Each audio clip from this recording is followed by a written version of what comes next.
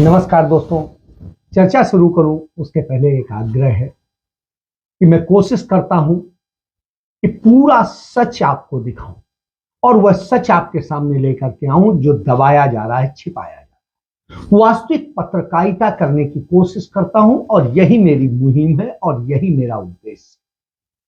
और इस उद्देश्य में मैं किसी से कोई मदद नहीं लेता, किसी से कोई विज्ञापन नहीं ले रहा। तो ऐसी स्थिति में सिर्फ आपका सहयोग चाहिए और वह सहयोग इतना है कि आप अधिक से अधिक लोगों से चैनल को सब्सक्राइब कराएं, उसे फॉरवर्ड करें आगे शेयर करके और दूसरे लोगों को कहें कि देखें, क्योंकि सच देखना बेहद जरूरी है। क्योंकि सच छिपाने के लिए बहुत बड़ा तंत्र काम कर रहा है। हम छोटे छोटे से तंत्र जो है सच दिखाने के लिए परेशान और उसके लिए अपना सब कुछ फूंक रहे हैं। तो ऐसी स्थिति में आपसे यही आग्रह है कि कृपया यदि आपने सब्सक्राइब नहीं किया है तो सब्सक्राइब करें और अधिक से अधिक लोगों को बताएं, सब्सक्राइब कराएं, शेयर करें और कमेंट करें। कमेंट जरूर करें, यदि अच्छा नहीं लगता है तो जरूर करें, हम कम से कम उसमें सुधार करेंगे। इसलिए कमेंट जरूर करें और बताएं कि मेरी क्या गलती है। इसके साथ मैं चर्चा शुरू करता हूं इस शेर के साथ। दुनिया में हूं, दुनिया का तलबगार नहीं हूं, बाजार से गुजरा हूं मगर खरीदार नहीं हूं। तो कमोबेश यही स्थिति है नरेंद्र मोदी की, जो हमारे देश के प्रधानमंत्री। आज भी संसद नहीं चली और संसद में लगातार हंगामा होता रहा। देश का 1.5 दर्जन विपक्ष कांग्रेस के नेतृत्व में इसको लेकर के बार बार यही कह रहा है, सरकार से मांग कर रहा है कि साहब जांच करा लीजिए आरोपों की। जो हिडनबर्ग ने मेन 5 बड़े आरोप लगाए हैं उनकी तो जांच कराइए। इसके बाद पूरे देश में राहुल गांधी की भारत जोड़ो यात्रा का आज असर देखने को, कन्याकुमारी से कश्मीर तक, तो यह और जहां वो नहीं गए वहां पर भी आज देखने को मिला। कांग्रेस ने आज अपनी ताकत दिखाई और बगैर किसी विशेष परिश्रम। तो इसको आपको इसके बाद आज भी दिल्ली नगर निगम का मेयर और उप मेयर का चुनाव नहीं हो सका। इस पर भी बात करेंगे और इस पर भी बात करेंगे कि किस तरीके से नफरत की दुनिया को बुनने वाली जो आरएसएस है उसने किस तरीके से पंडितों पर हमला करके और पिछड़ों के वोट को साधने की कोशिश की है। तो यह आप समझिए। और जिस तरीके से पंडितों को गाली दी जा रही है, उस स्थिति में खुद जब आरएसएस प्रमुख आ जाते हैं तो उसका एजेंडा क्या है इसको समझिए। इस हिडन एजेंडे को पूरे को समझने की जरूरत है। तो चलिए पहली चर्चा अदानी से। अदानी समूह क्या है? अदानी समूह ने जो घोटाले किए हैं उनको आप इतने से समझिए।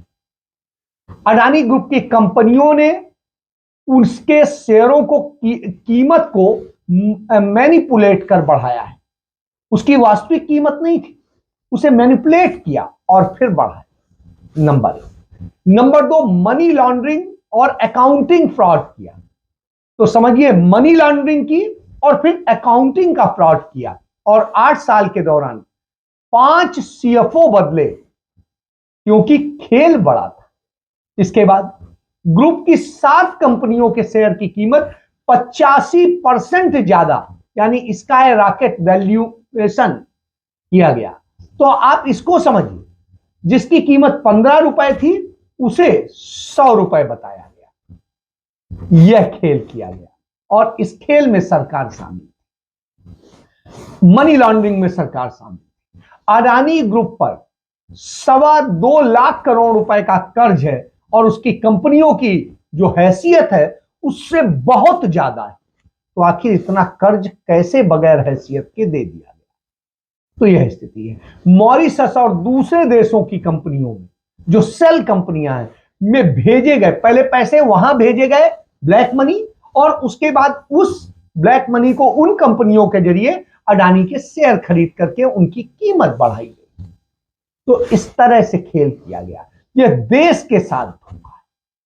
और यह देश के साथ ब्लैक मनी का खेल नरेंद्र मोदी के शासन में हुआ, जो कहते थे काला धन वापस लाऊंगा। वापस तो नहीं लाए।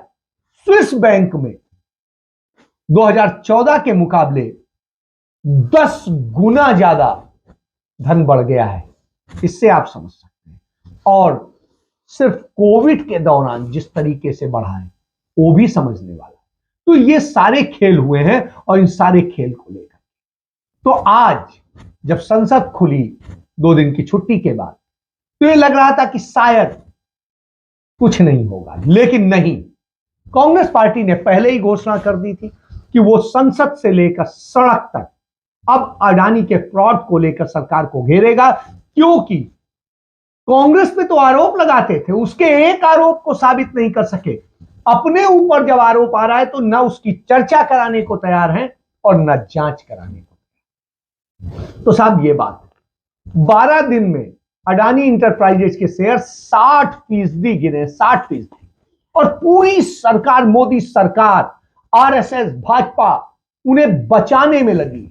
और मोदी के जो सेल कारपोरेट है वो उसमें पैसा डालकर उनके शेयर को बचाने की कोशिश कर रहे हैं, क्योंकि निर्देश मिले, साहिब के निर्देश है। नहीं तो ईडी पहुंच जाएगी, इनकम टैक्स पहुंच जाएगी, डीआरआई पहुंच जाएगी। ये सब आज भी जब सुबह मार्केट खुली तो अदानी का शेयर 5% गिरा हुआ, मगर बाद में वही लोग जो अदानी का वैल्यू से बहुत ऊपर बढ़वाते थे, उन्होंने शेयर खरीद के और उसे बराबर पर ला दिया।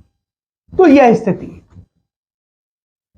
आज लोकसभा और राज्यसभा दोनों जो है कल तक के लिए स्थगित करनी पड़ी, क्योंकि जिस तरीके से मांग है, और मांग यही है कि संसद पर चर्चा हो, जेपीसी और सुप्रीम कोर्ट के नेतृत्व में इसकी जांच हो।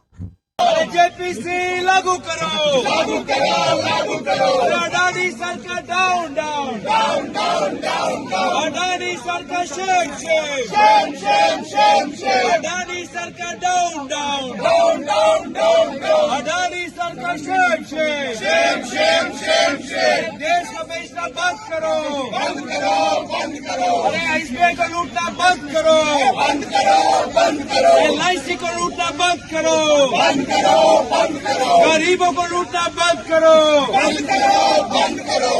लेकिन साहब सरकार कराने को नहीं। 12 बजे तक अडानी इंटरप्राइजेज का शेयर 5% गिरावट में था, और अचानक एकदम से कुछ लोग आते हैं और 3 बजे तक वो रिकवर कर जाते हैं। तो यह समझिए, जो 1500 का हो गया था शेयर, वो 1597 का हो जाता है। तो यह स्थिति। उधर British lender standard chartered bank ने मार्जिन लोन पर कोलेटरल के रूप में अडानी ग्रुप के बॉन्ड को लेना बंद कर दिया है, बिल्कुल स्पष्ट रूप से रोक दिया है। इससे पहले सिटीजन ग्रुप और क्रेडिट स्विस बैंक ने भी यही कर दिया था, बिल्कुल पूरी तरह से पाबंदी लगा दी। तो तमाम जगह जब पाबंदी लग रही, सब जगह पे पूरी रिसर्च रिपोर्ट को सही माना जा रहा है, तो भारत में आखिर क्या है? जहां पर यह घोटाला हो रहा है वहां के प्रधानमंत्री और सरकार चुप्पी साधे हुए, और 24 जनवरी को रिपोर्ट आई थी, तत्काल कार्रवाई होनी चाहिए। आज तक मौका दे रहे हैं, लगातार मौका दे रहे हैं। क्यों दे रहे हैं? क्योंकि साहब को पैसा मिलता है चुनाव के लिए, दूसरे और कामों के लिए, पार्टी के कार्यालय बनवाने के, आरएसएस के प्रचारकों और सबकी सेवाओं के लिए, और सबको सुख सुविधाएं देने के लिए। तो साहब इसलिए राहुल गांधी की भारत जोड़ो यात्रा का असर यह है कि आज देश के 18 दल, 18 विपक्षी कांग्रेस के नेतृत्व में संसद के बाहर गांधी प्रतिमा पर प्रदर्शन करते हैं, और उन्होंने संसद नहीं चलने दी। उन्होंने कहा पहले जवाब दीजिए फिर चर्चा कराइए। राहुल गांधी ने यही कहा कि हम तो बार बार यही कहते हैं कि सब चर्चा कराओ, लेकिन ये चर्चा नहीं कराएंगे, क्योंकि मैं लगातार बता रहा हूं कि ये क्या कर रहे हैं, लेकिन ये चर्चा कराने को तैयार नहीं है। काफी सालों से मैं बोल रहा हूं सरकार के बारे में, कि हम दो हमारे दो। सरकार नहीं चाहती और सरकार डरी हुई है कि पार्लियामेंट में अदानी जी के बारे में डिस्कशन हो जाए, मगर सरकार को डिस्कशन अलाउ करना चाहिए। आप देखना, पूरी कोशिश होगी, और ये सरकार नहीं, मोदी जी पूरी कोशिश करेंगे कि पार्लियामेंट में अदानी जी का डिस्कशन ना हो जाए। उसका कारण है, कारण आप जानते हैं,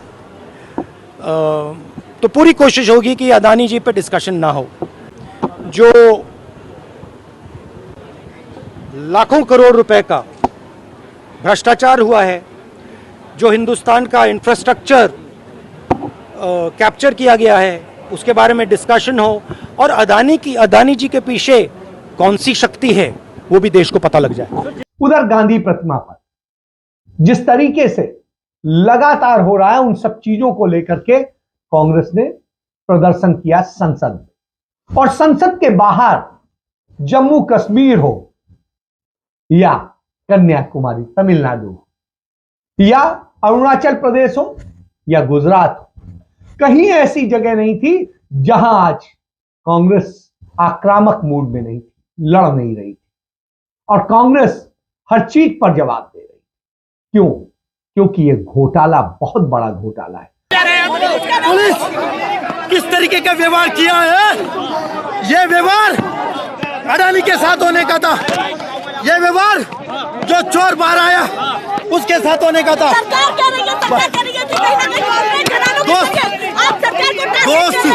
दोस्ती को निभा रहा है सरकार, दोस्त को निभा रहा है सरकार।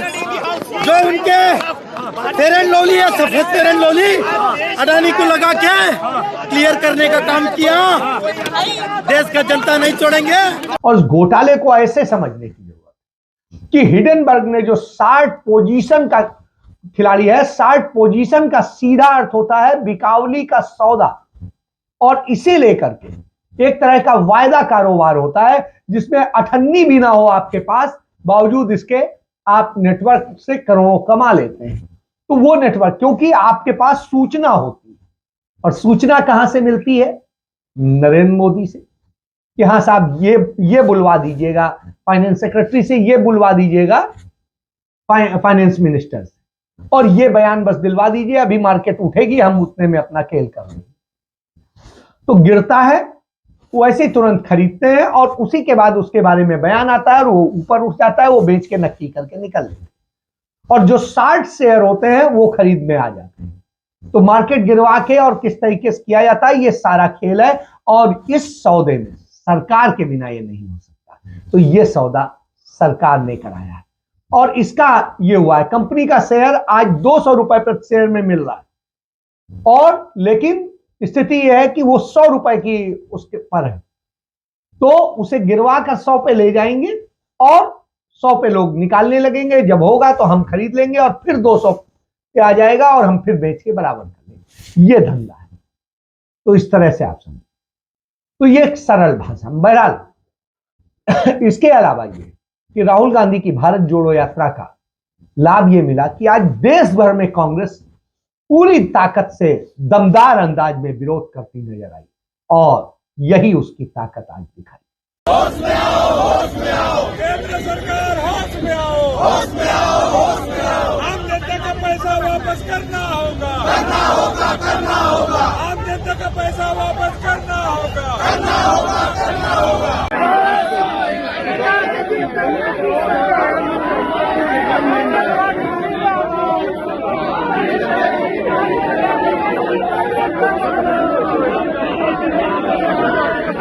दूसरी बात, एमसीडी दिल्ली में जो नगर निगम का चुनाव हुआ था, और चुनाव होने के बाद दिल्ली के मेयर और डिप्टी मेयर को चुना जाना है, उसको लेकर तीसरी बार सदन बुलाया गया और चुनाव के लिए प्रक्रिया शुरू की गई। लेकिन इसी दौरान भारतीय जनता पार्टी और आम आदमी पार्टी के पार्षद आपस में भिड़ते गए, और नतीजा यह हुआ आज फिर जो है चुनाव कैंसिल करना।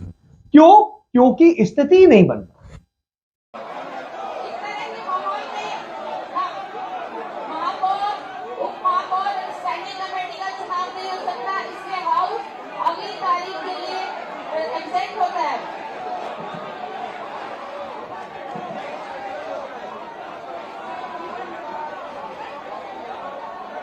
आप चुनाव क्यों नहीं होने देना चाहते? वोट क्यों नहीं पड़ने देना चाहते? जब जनता ने चुना है, इतना पैसा खर्च हुआ है, सब कुछ है, लोकतंत्र की बहाली क्यों नहीं? तो साहब, इसमें दोनों शामिल है।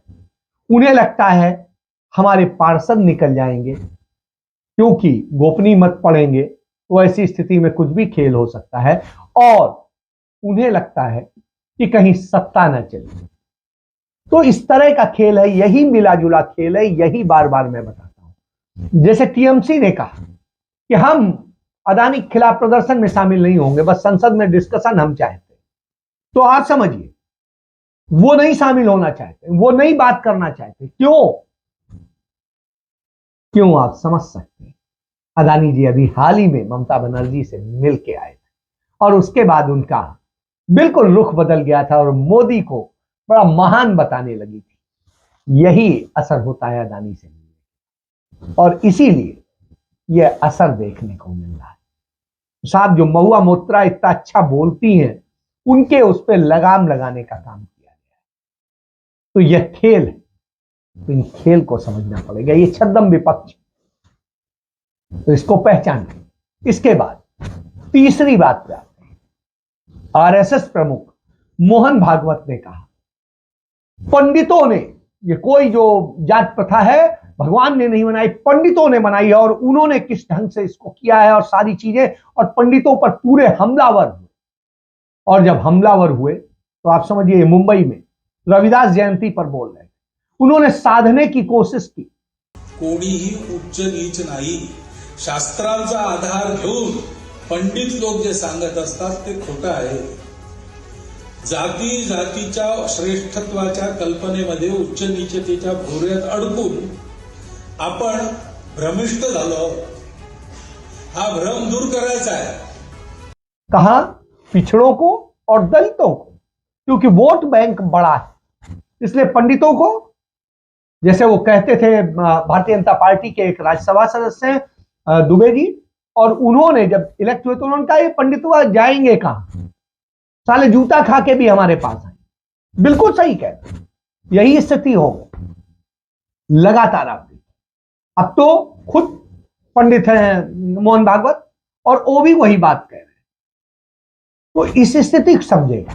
हालांकि जब स्थिति बिगड़ी तो उनके एक सुनील अंबेडकर हैं संघ के नेता, वो स्पष्टीकरण देने आते हैं कि उनका मतलब ये नहीं था, उनका मतलब पंडित का मतलब जो था वो विद्वान से था। तो भैया, विद्वान आदमी तो इस तरह कभी बात ही नहीं करता है, वो तो कभी जातिवाद की बात नहीं करता है, ये तो ढोंगी लोग करते हैं।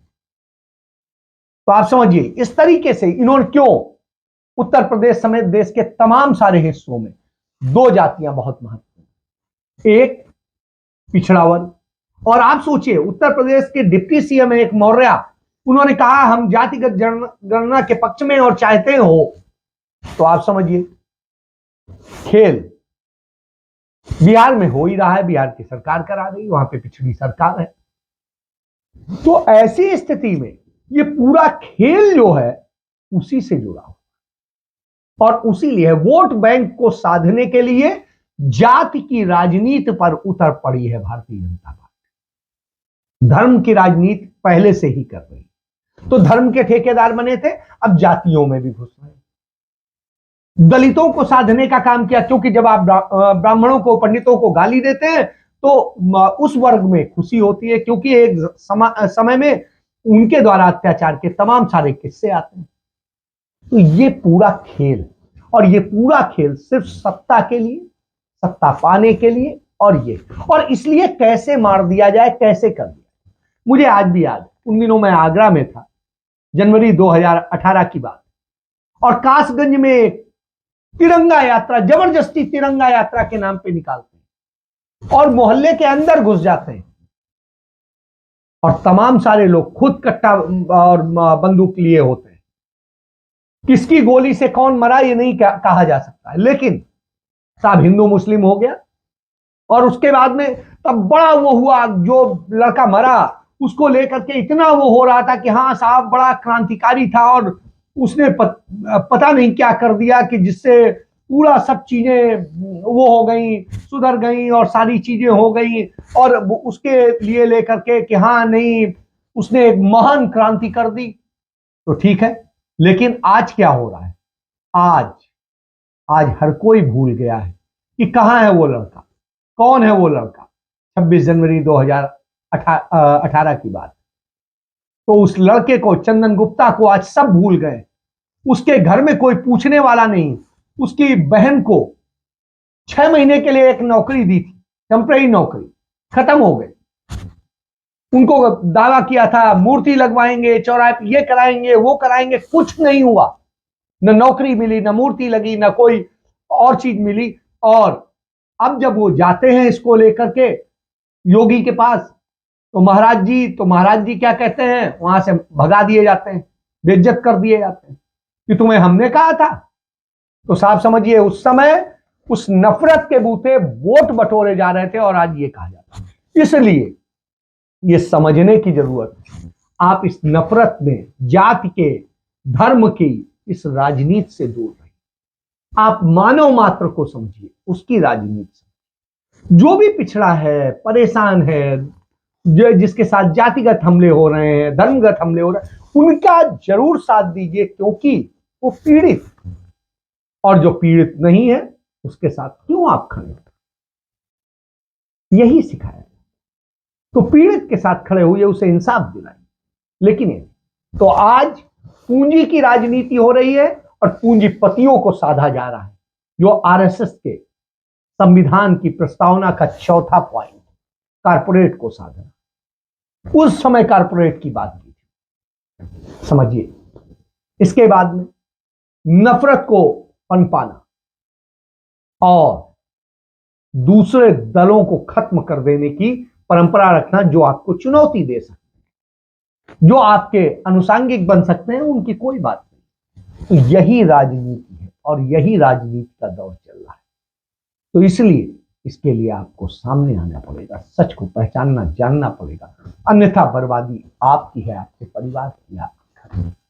इसके साथ मैं चर्चा समाप्त करता हूं। सच को जानिए, पहचानिए, क्योंकि सच जानना बेहद जरूरी है। जय हिंद, जय भारत, वंदे मातरम।